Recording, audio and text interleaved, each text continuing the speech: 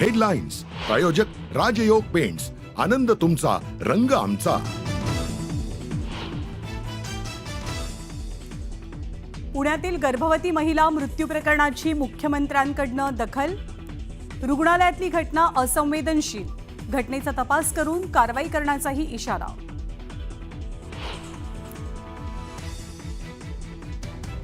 पुण्यातील दीनानाथ मंगेशकर रुग्णालयाला आरोग्य खात्याची नोटीस, 24 तासात अहवाल सादर करण्याचे आदेश.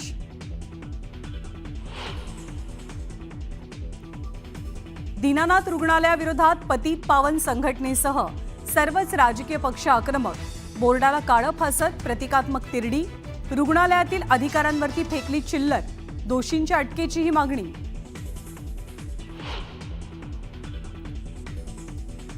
दीनानाथ मंगेशकर रुग्णालय प्रकरणावरनं भाजपही आक्रमक.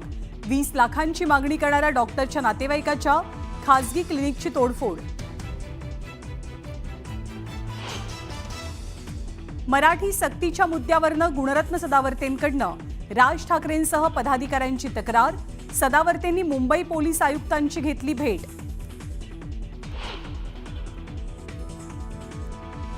राज्यात ठिकठिकाणी अवकाळी पावसाचा तडाखा. महाराष्ट्रावर पुन्हा एकदा अवकाळीचं संकट. फळबागा आणि पिकांच्या नुकसानीमुळे बळीराजा हवालदिल. इगतपुरीमध्ये जमावाकडनं पोलिसांना मारहाण. मृत्यू प्रकरणाच्या चौकशीसाठी पोलीस आल्यानंतर घडली घटना.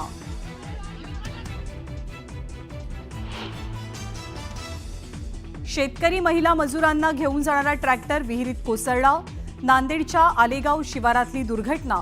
7 महिलांचा मृत्यू. सरकारकडनं 5 लाखांची मदत जाहीर.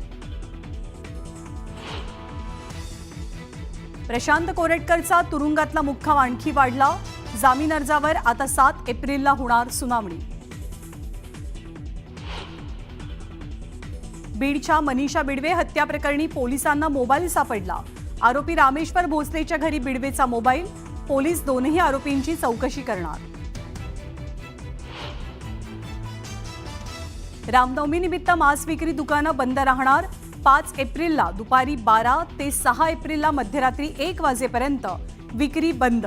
कल्याण डोंबिवली मनपाचे आदेश.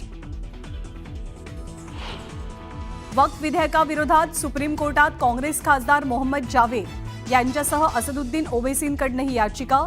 विधेयकाला सर्वोच्च न्यायालयात आव्हान.